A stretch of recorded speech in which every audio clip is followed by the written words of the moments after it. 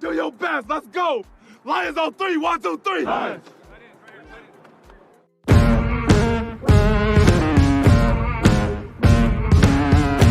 Oh my God! Victory Sunday. The Giants look at their schedule and they go, "Oh, the Detroit Lions," and they put the big W, right? Correct.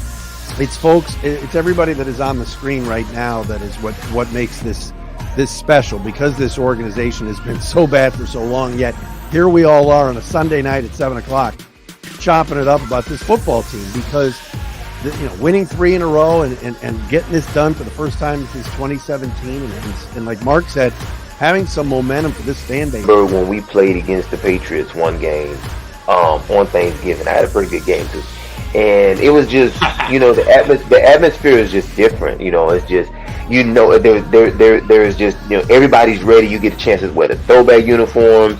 It was just fun. I think it's a mixture of both. I think you got to have a good program, but I think the city, the way it's viewed nationally, like the people in Detroit, the business people, the money makers, the marketers, they got to market Detroit different nationally.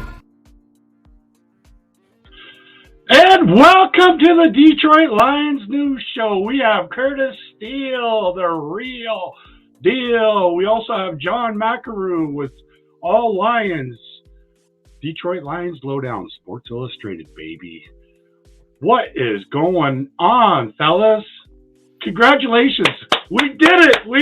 It's been 30 freaking years. Yes. Oh, my God. Do you see these gray hairs here? Mm-hmm. Oh, my God. I'm going to step back here. I'm going to produce and let these fine two podcasters take over. Oh, I'm beside myself. How's it going? Yeah, it's great, Curtis. Man, good to talk to you over the holidays, man. It's great. The Lions did it. We get a chance to spend a few minutes here breaking it all down. It was a good time, man. It was the best way to describe it is for the Detroit Lions to win in that fashion, with John Kaminsky not falling on the football, making everybody panic. Oof, I was panicked. I was everybody. The blessing of all the holiday parties was everybody that walked in that was a Lions fan. That was the greeting was, what the heck was John Kaminsky thinking? He should have fell on the ball. But luckily the ghosts that have haunted the Lions did not bite them this time. They overcame it. Yeah. It was amazing, Curtis. I know you were just as excited as I was. It was a great victory. First division title in 30 years. First time ever winning the NFC North. The last time it was the Central. And we were just talking before we started just how long ago. 30 years is a long time. So that's why it just took on this great historical perspective. And everybody was talking about really just this feat that they accomplished. How did you take it in? Your excitement level that first and foremost, the Lions, we're talking today, Curtis. We're talking the Lions, the Detroit Lions are number one in the NFC North, man. It's amazing. I was like you. I was looking at this and I'm like, what is going on with Kaminsky? But I'm like, okay, we gotta get past that. One thing, looking at this 30 years ago, I was a 21-year-old man. I had just met my wife, and we weren't even married yet. I'm like, we've been married almost 30 years, and I'm like, the last time, like, I was a young guy, I love the fact that we never gave up. We never, as a Lions fan, you just kept going. But to see that and to see the way that they won that game, I was so happy when Iffy intercepted that ball. I was like, yes, 30 years. I got a Fanatics card for Christmas, and I ordered my T-shirt yesterday, waiting for it to come in for the NFC North Championship.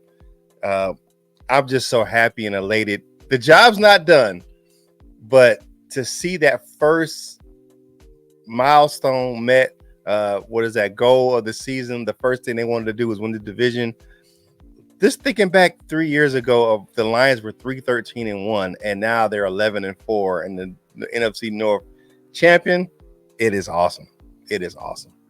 Yeah, and like everybody else, you stay up, you watch the video. The 4-minute Dan Campbell video was unbelievable.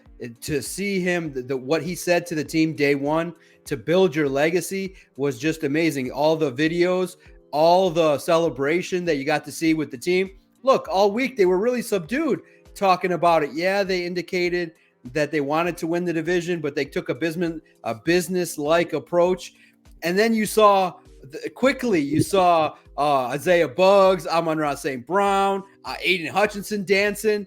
It was just nice to see the Lions celebrate the victory. They earned it. And it's no easy feat to win a division.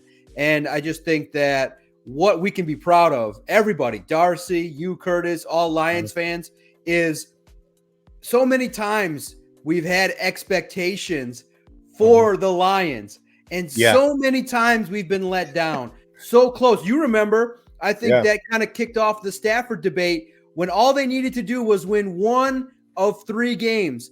And what happened? Stafford hurts his thumb and they go on to lose the division. And so many letdowns, so many disappointments, so many opportunities that they had. It's been since 2016 since they've been in the playoffs. That long is far too great to be away from the playoffs. And that's the unbelievable feeling, is the expectations were set. They were talked about. Nobody shied away from it. And they went out and they delivered. And that makes everybody happy on Christmas. That makes us sit here and talk on this. Yeah. It's exciting that we can sit and talk positively about the Lions. You even messaged me and said, "What's going on with your account, John? It seems like it's so much more festive." Well, it's a football team that's won 11 games. Yeah, it's amazing. It is. You have to be positive about this team. Yeah, my favorite video, actually, it was the short clip with Dan Miller and Sheila Hamp. Sheila Hamp has turned this. She's taken all of the lessons from her parents, and she's turned this organization around. She took a way that she was like, I don't want to run this like my parents did it because it wasn't effective. I'm not going to do the homie hires. I'm going to get somebody in here. I'm going to, we're going to build a committee and we're going to build this team the right way. And I love how she did this. Sheila Hemp is one of the best owners right now in the league. And I'm just excited for the future of the team. This is just the beginning. The 30-year drought is over. So now you can keep building building a sustainable franchise. You look at how many players that we still going to have under contract even after this year that are going to be on rookie deals. Look at the rookies we have that's out there contributing with Laporta and and Gibbs and Branch and even Captain Jack, filling in for Barnes and those guys when they go out and making a start himself, contributing on the field. And the young players that we have that are still under contract, St. Brown still on his rookie deal, and those guys, it's going to become time here shortly to kind of pay these guys, but we still have a few years to kind of, another year that we're going to have where we can, don't have to really worry about the cap because we still have Jared Goff on the contract for at least another year. I'm excited about the future of this team. Unfortunately, I won't be able to make the draft next year, this year coming up. Family vacation that was already planned, but I wanted to be there. But man, to see the excitement around this team, around the city, I'm so elated, man. It is the best time since the 90s to be a Lions fan.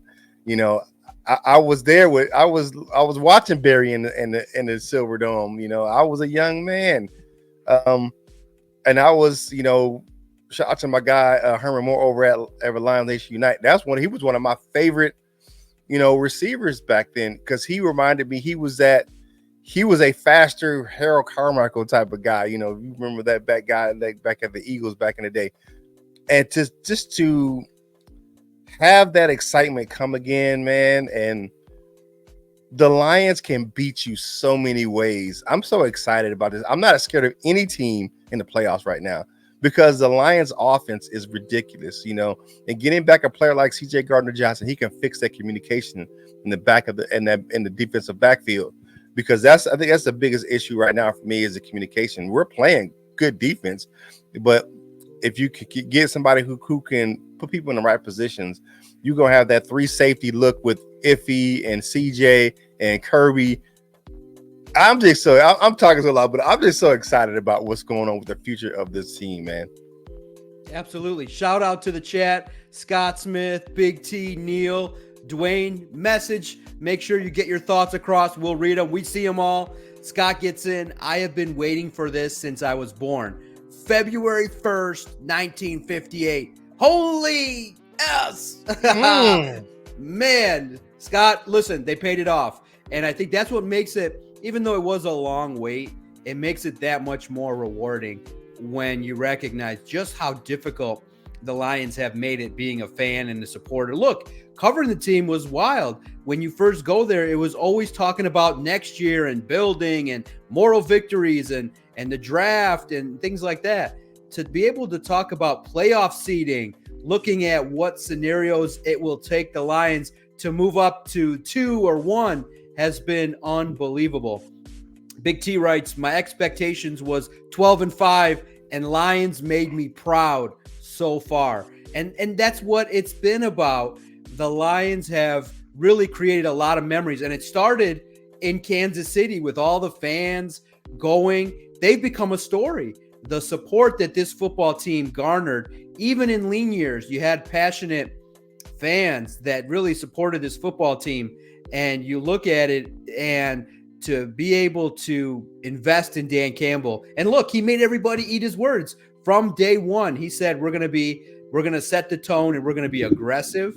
We're going to be opportunistic. And if you really go back and watch it, go back and enjoy it. What he said was, we're going to be a resilient group where we're going to face challenges.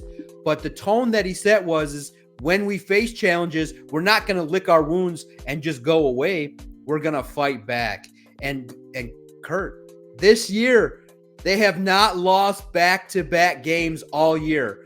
They faced adversity. They overcame bad performances. They were able to win games that they didn't even play good in. And it's just amazing. Scott Smith, 65 years, great show, guys. Kings of the North. Absolutely. The Lions are the kings of the North. And you know what, for me, I'm petty like that. I love seeing all the Viking fans and Packer fans and Bears fans. Man, they are crying those tears, crocodile tears, saying, oh, you guys had to wait for Aaron Rodgers to leave and Kirk Cousins to get hurt. Too bad, so sad. It's the Lions, kings of the North. That's their problem, baby.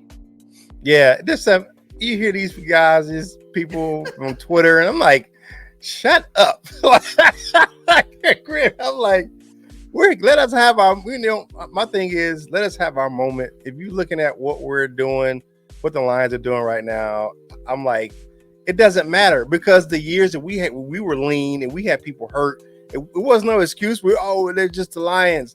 The Lions just did their thing. And I've had a lot of my friends, I'm former military, they reach out to me, hey, congratulations, Bears fans, Vikings fans, Packers fans, hey man, you guys did it. And then here Aaron Rodgers whining about it. Like, dude, you're not even in the division anymore. Stop talking about it. Why are you talking?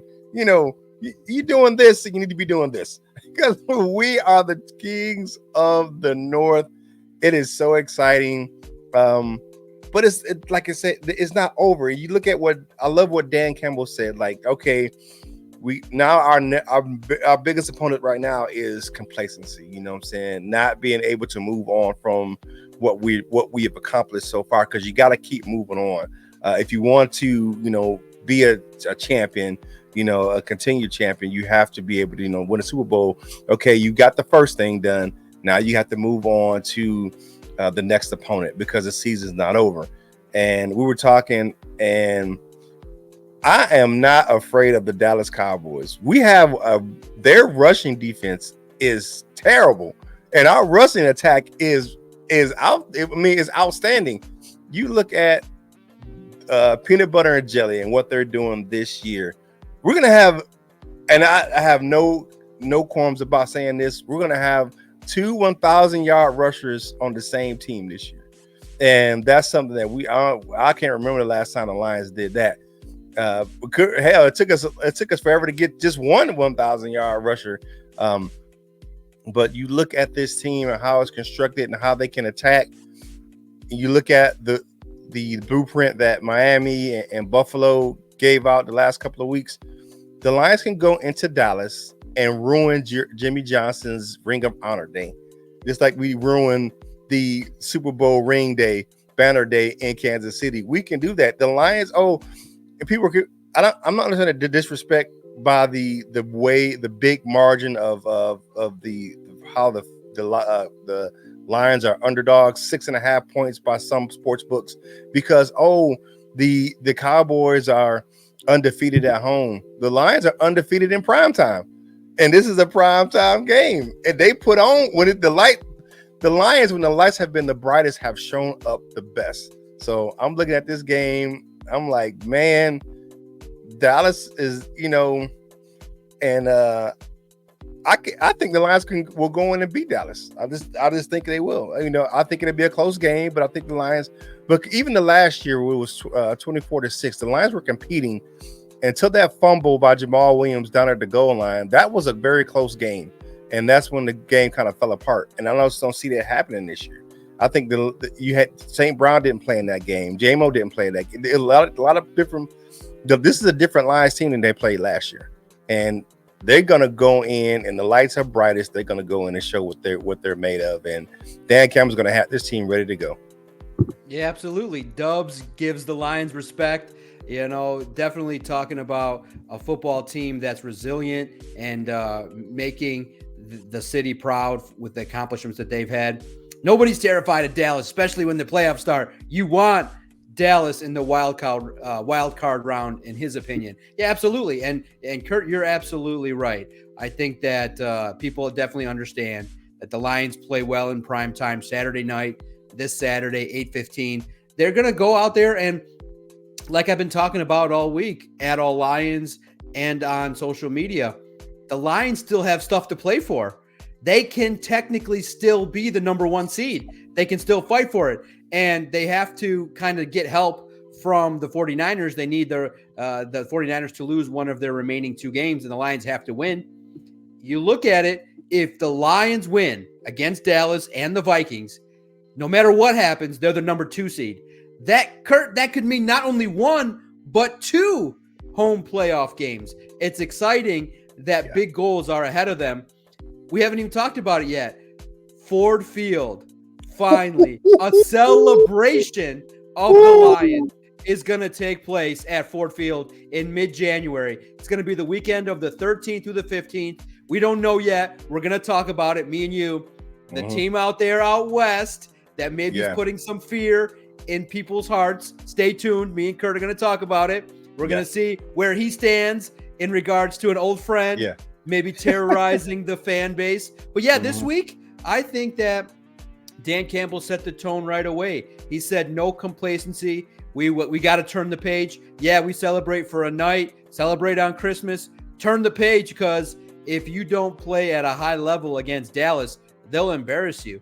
But the Lions belong, guys. I think that first and foremost, the Lions belong on the field against Dallas. I'm not as optimistic as you are, because we always recognize weird stuff always happens when the Lions go out to Dallas, whether it be weird holding calls, not equality of the officials.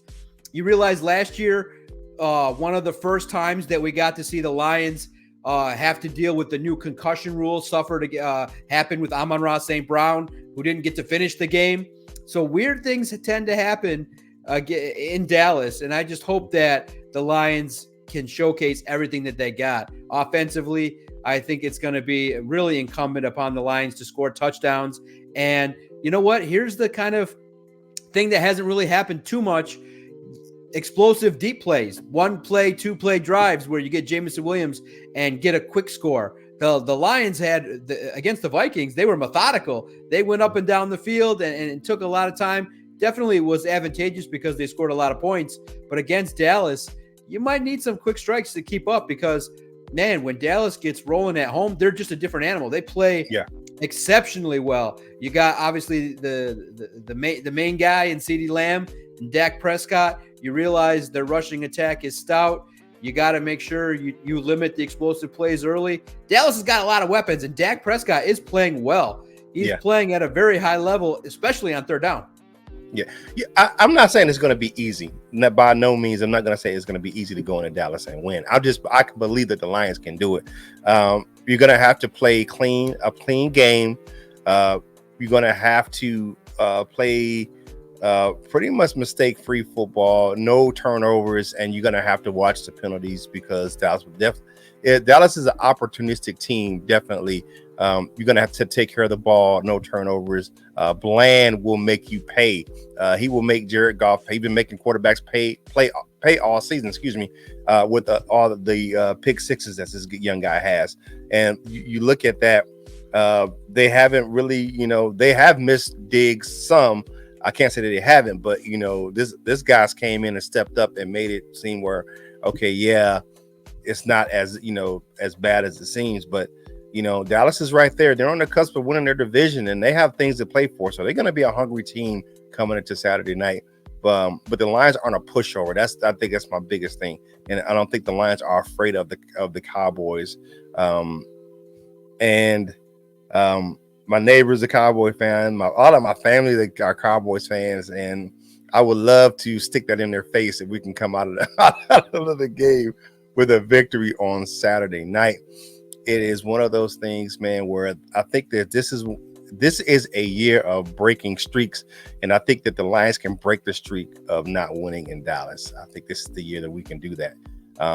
You look at the strange things. I just hate when we have to go to Dallas and deal with some of that stuff that we deal with down there. Even the thing with the little kid back in the day, where the kid won the game system, and they saw he had on a Lions jersey, and they started the game over again so the other kid can win.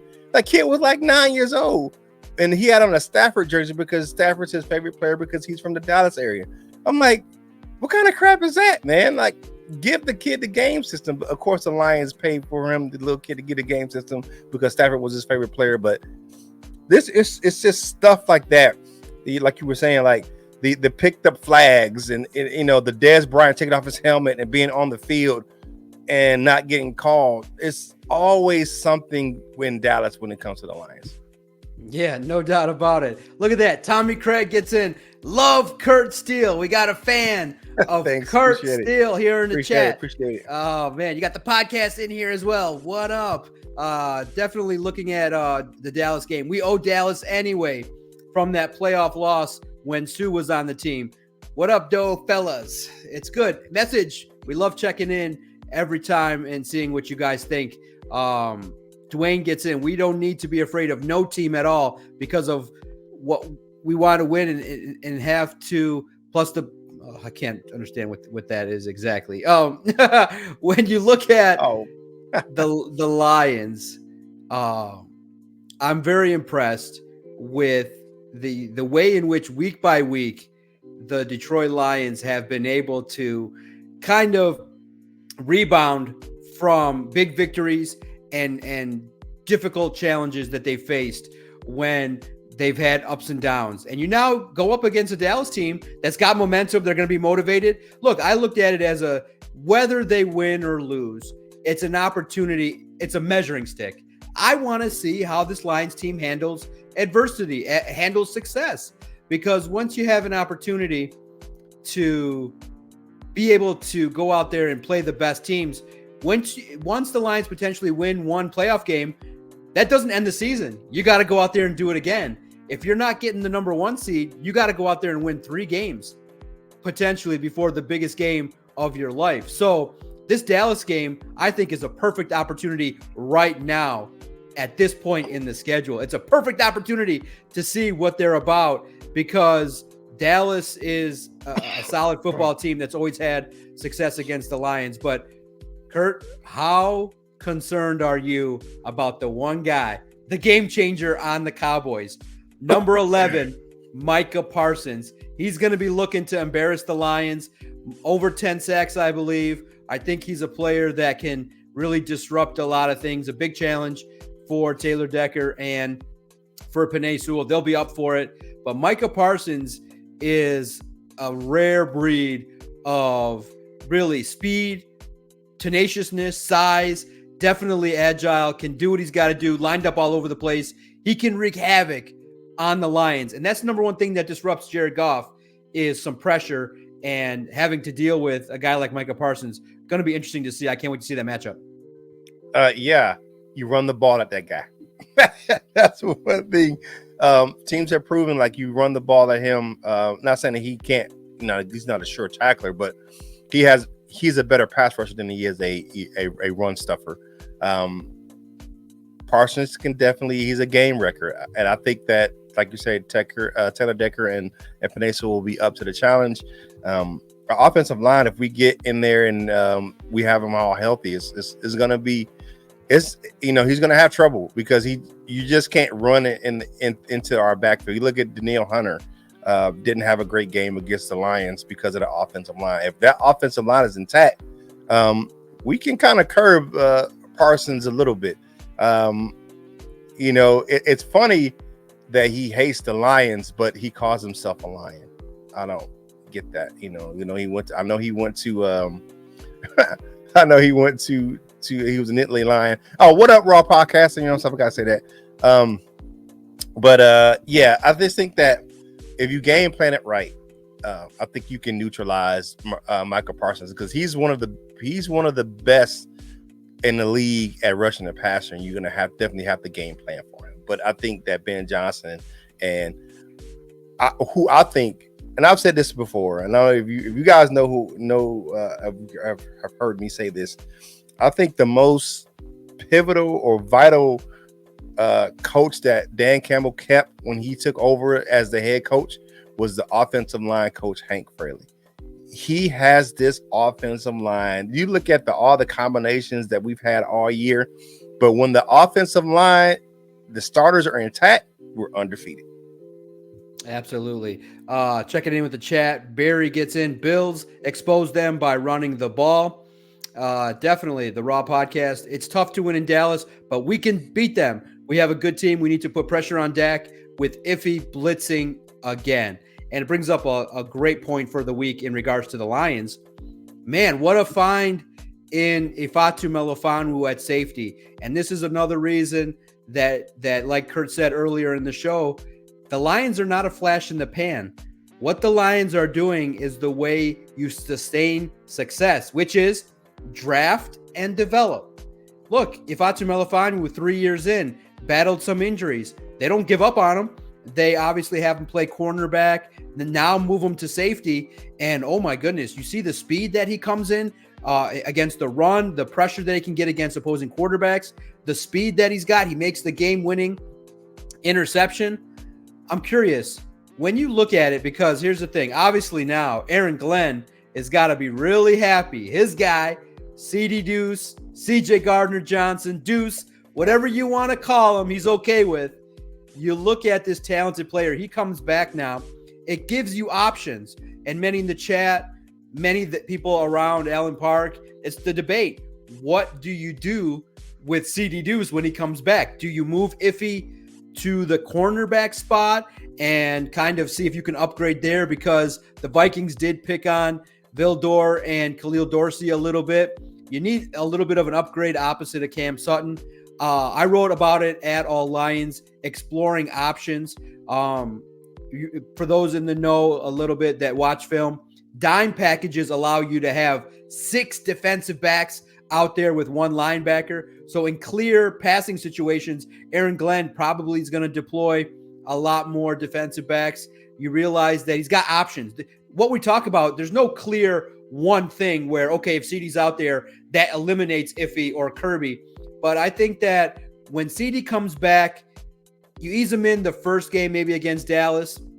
You see what Ifeatu Melifonwu can do. And then as CD gets more acclimated against the Vikings and in the postseason, if CD's activated, he's got to be the guy. I mean, he's the most talented, I think, defensive back that the Lions have. But it does not mean his role is done. I think that maybe the guy that sees a little bit less snaps is Kirby Joseph, but not significantly, because Kirby is always around the football. So the Lions have a lot of great options. What do you think about if he maybe moving to corner for a spell to see what he's got? Because you can maybe do that against the Vikings to see how he acclimates. Yeah, you can look at that. I definitely see it's the spoiler riches right now. You look at Aaron Glenn, he's finally got, so that back into that secondary, you have options. I can see definitely having CJ play that Viper role, that small linebacker, big safety type role where he plays along that the line of scrimmage, or plays in that linebacker role when you have those packages where dime packages, or you coming in with the what do you call that, this big nickel, what I'm saying, looking at that package, because you have this, because what are you going to do? You don't want to take, I don't want to take Iffy off the field completely, and I don't want to take Kirby off the field, out of the rotation, and then you're talking about Brian Branch. I'm like, gee, I mean, you're gonna have some options to play players.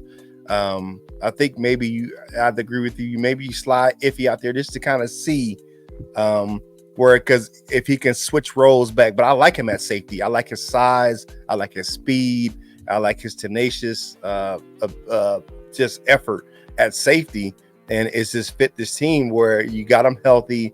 And, you look at last year where he played some safety as well. It just hadn't got acclimated yet, and he still wasn't healthy. I was at the Christmas game last year, and look at the team last year compared to this year at Christmas, how they performed, both on the road.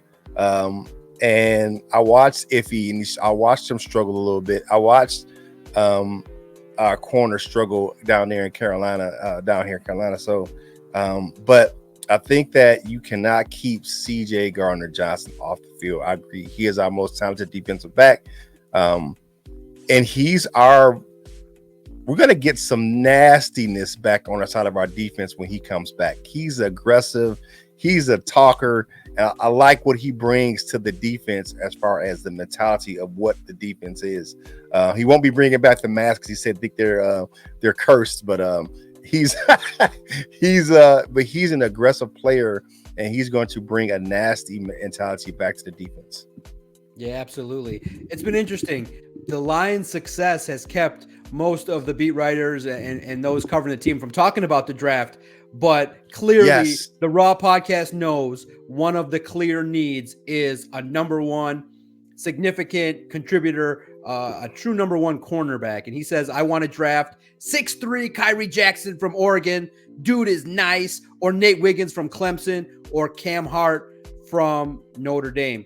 And clearly, the two areas of need that Brad Holmes is going to target is the interior of the defensive line, another opposite edge rusher, potentially for Aiden Hutchinson, and cornerback. Those are the clear needs right away that in 2024, if you look ahead, don't get nervous, but you're going to play a first place schedule. Now that you're a division winner, you got to play all the ones. You're not playing all the twos and threes. You're going up mano a mano against the best of the best in the division matchups. You got the number ones, baby. And that'll be for a future talk. And I hope me and you get to have that and look at all the future. But I look at it, the future is bright when you look at the Lions. The draft and develop model, you said it, Curt, in regards to all the contributions you're getting from Jahmyr Gibbs, from the rookies, from Jack Campbell. I know he's still developing at linebacker, but you see flashes of what he can become with the experience that he got. Brian Branch making plays. Obviously, dropped that ball that upset everybody, but comes back and gets the next opportunity. So you realize, obviously, Sam Laporta is blowing everybody away with what he's been able to do his first year. Yeah. So it's just a situation in which the expectation is this football team is going to develop and continue to add weapons. And when the time comes, I think Brad Holmes will be aggressive and pull the trigger on a very impactful move and sacrifice a couple picks because his confidence is there that he can look in later rounds and get people. Yeah, Obviously. yeah. I just think getting the people that he's going to need is not going to be a situation in which you guys got to worry. He's going to stock this Lions team. God, can you imagine, Curt, one more draft and one more free agency to this roster, and you get rid of some guys that potentially aren't as productive as you think they can be? The Lions are only going to upgrade. They don't shy away from competition. And Marcus Willis gets into, they're going to target offensive line. Of course, they're going to look at a guard and making a move on the offensive line in the draft. But I just think that when you look at it, defense probably is our biggest concern right now heading into Dallas and the postseason. Yeah, it is. Dallas is our defense is the number one priority. You look at it. How can we? Because we built the championship offense. Now it's time to build that championship defense. And you look at it. We have pieces there, but it's just not exactly where I think that they want it to be long term. I said this a few times in the past. I said when Campbell and Brad Holmes came in, they were kind of stuck with their salary cap, and they were getting what they want instead of who they wanted. So they were getting the type of player they wanted, but not exactly who they wanted. But now they're getting who they want, and I think that's going to be, like you said, I think it's going to be a big, either a trade or a free agent signing coming up soon when they can keep adding to this roster. I love what Brad Holmes is doing. He, in my opinion, has to be the executive of the year. And I keep hearing and I don't understand why people are saying this. Well, Dan Campbell shouldn't be the coach of the year because they were expected to win the division. I'm like, this still doesn't make it. It doesn't make it. It would have to be so. Yeah, it's not easy. He should be. I think he'd be a candidate for coach of the year. I think that maybe D'Amico Ryans down there in Houston is probably going to get it if they make the postseason. It's going to be D'Amico Ryans because of that young roster. But I love what's going on in Detroit right now.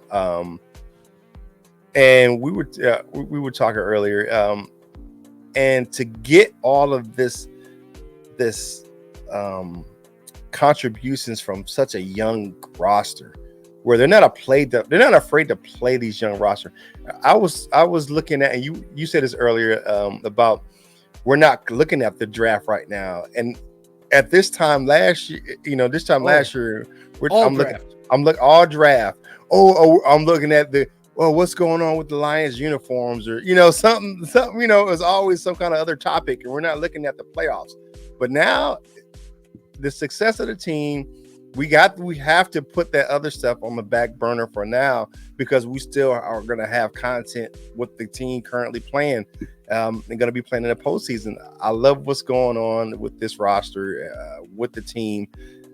One thing I will say is that the coaching staff is one that develops talent. And as much as you can talk about the maybe the shortcomings of Aaron Glenn, he's made adjustments. You know what I'm saying? I know he doesn't like that word, but he made them, because he started blitzing off the edge. He started adjusting how his defense was attacking, because the front four wasn't getting there. So they had to create pressure. But you're gonna have to make some adjustments, because if you do that in the postseason, some of these teams are gonna light you up just because you're leaving your secondary kind of thin out there playing man coverage. So you're gonna have to kind of fix that. You're gonna have to get some of those big bodies up there. You're gonna have to get some help for Aiden Hutchinson, but help is on the way. James Houston is getting healthy. Aleem McNeil should be coming back soon. So we have players. I know the Lions are being careful with Bruce Irving and the amount of times that they want to elevate him before they have to sign him to the active roster. Somebody's going to have to go off the active roster to bring him on. So people go, why didn't they activate Bruce Irving last week? Well, they only could do it one more time before he's done. I think he's done 3 times. This would be his 3rd time already. So you're going to have to do it one more time. And I'm not sure what's the roster for the for the postseason, but they're smart with their moves. Yep. They're calculated. So it's not just what they do doing on the field. What they're doing off the field matters as well. And I think they're handling the management of this roster very well. Yeah. So before we talk about our final topic about facing an opponent in the postseason, who maybe we want, people want to know, obviously. I talked about draft and develop, right? But the chat, they want to go shopping. Everybody loves shopping. Everybody loves to go out there and get the big name guy, whether it be a Jonathan Allen from the Commanders, Josh Allen, I think from the Jaguars, is a sick option opposite of Aiden Hutchinson. Do you think this is the year, the offseason, in which Brad Holmes makes a splash? I don't see it. I'm not convinced that that's the spot, because you look at the big splash that they made, it was for $11 million a season for Cam Sutton. Is he going to go out there and drop $20 million per season on an edge? I don't see it happening, because why would you do that when you can get a young, talented defensive lineman on a rookie deal? So, and you realize you still got to pay Aiden. You love Aiden. It seems clear that the market for edge rushers, it's almost impossible to have two 20 million edge rushers. So I think that the splash may be more for offense this year in the free agency. But would you do it? Would you bring in the Jaguars top guy and make a splash and give him a boatload of money?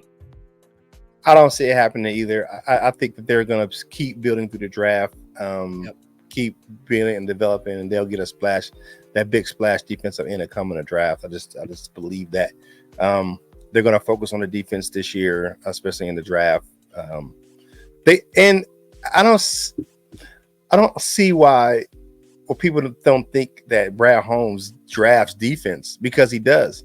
I mean, you look at two of the first four picks were defensive guys, linebacker and a defensive back. The interior, you know what I'm saying? You look at it, he drafted Aleem McNeil and Levi Onwuzurike. I mean, you look at it, he does it. He may not do it when you want him to do it, but I think this may be the year where you might get a first round defensive guy, especially because of the fact that he's going to be down the draft board when we pick in the first round. So I can see it happening. But I don't see us, because you're gonna have maybe he may move up in the second round to get either the defensive tackle or edge rusher. Yeah, absolutely. Mile Marker gets in. He saw that AG was relaxed today. Isn't it great to see AG smiling like he was today at the media showing? Seemed more open to being relaxed in public. Yeah, winning the division makes everybody so much happier. If you heard, Mile, I kind of asked him a little bit, tried to get a little bit of insight regarding the safety rotation. And I also asked him about potential head coaching opportunities. And I know he was impressed to be asked that question. So it's good to see the team obviously look ahead. And obviously when you had that many pressures, 4 interceptions, the defensive coordinator is going to be very, very happy. But you turn the page just that quick. Do it against Dallas. Get 2 or 3 against Dallas, and it's a playoff team. And people will start to give you respect, because against the best opponents, the Lions have kind of been bend and break in their defense, as opposed to making all the plays. Get the turnovers, get the sacks, play well defensively against Dallas, and you'll get a lot more respect from the likes of the chat and everybody. All right, we got to talk about it. Are you scared crapless about Matthew Stafford potentially coming to Ford Field round 1 of the playoffs? Me? Heck no. I am putting it out there. Bring on Matthew Stafford, please. I want round 1 to be the Detroit Lions against the Los Angeles Rams. It would be spectacular. It would be we could get a lot of closure on the Matthew Stafford debate. People are so scared of Matthew Stafford. Look, I think he reminds me of Russell Wilson, not in terms of his arm strength or anything like that. He's not that mobile. You can get pressure on him. You can devise a scheme to get to him. He'll throw interceptions to the defense. He'll give turnovers. He'll make the critical mistake. I will get so many answers because I was not a Stafford guy. I was the guy that said, this guy's never going to win in Detroit. And everybody was like, oh, he can pretend. They started changing their debates. And they said, oh, if you surround him with so much talent, he's going to do this and that. They never did. But at the same time, he never raised his level to the point where you thought that it was going to be believable that they would win. He always threw the key interception.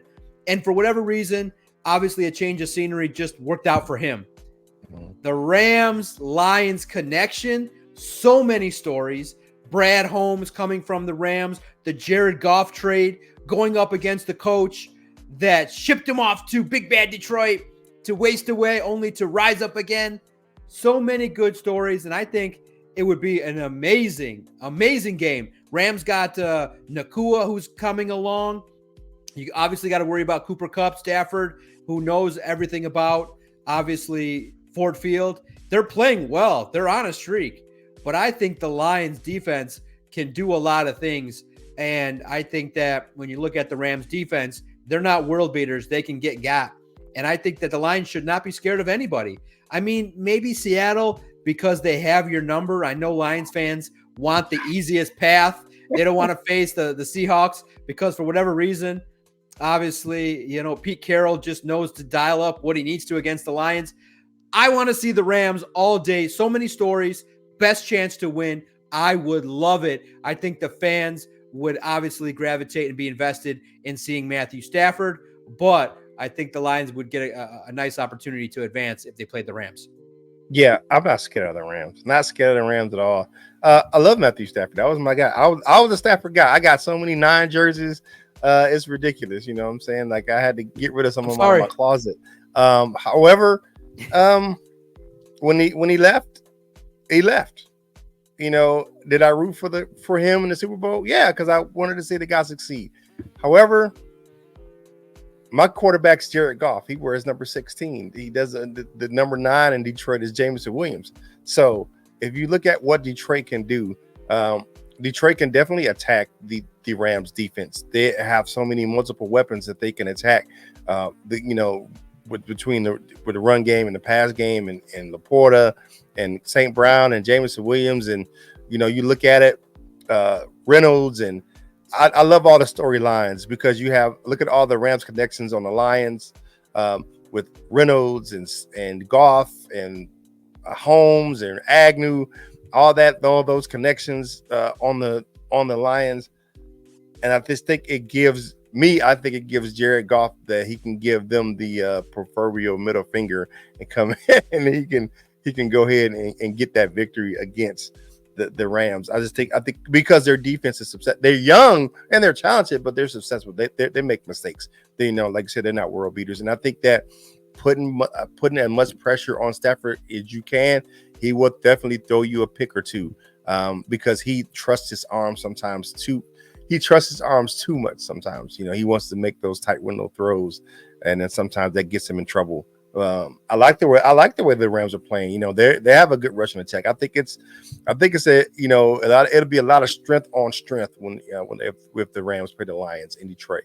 But I think the Detroit home crowd will be buzzing, and I think it's going to be great.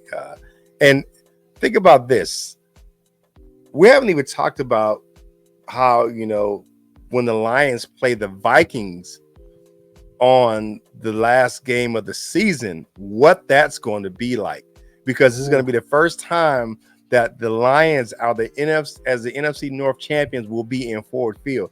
It is going to be bananas on week 18. I don't care who is playing it. That crowd is going to be hyped up, and I don't think the Lions are going to particularly sit anybody because I think they want to keep playing for the highest seed that they can. Yeah, and I'm not scared of the 1 seed either. I think that people are debating, you know, should they avoid the 1 seed because of the bye week? Look, any opportunity that you could have to play as many games at Ford Field as possible, the Lions, I think, will take advantage of rest because you want all your guys back. CD Deuce, James Houston, having guys come back. Aleem McNeil would benefit this team amazingly. Enjoyed spending a little time with the real deal, Curt Steele, having an opportunity to look at everything going on. We'll do this again for sure. But no fear. Darcy doesn't have no fear. Curt never has fear. it's good news for the Lions. And what we're all hopeful for is when the Lions play well, Dan Campbell will get this group playing well. When they play to their capability, they can play with anybody. Doesn't mean they can win, but they can compete. I don't expect them over the next month to lay a dud or to get blown out in any capacity. I see them competing hard with Jared Goff. The offensive line is healthier.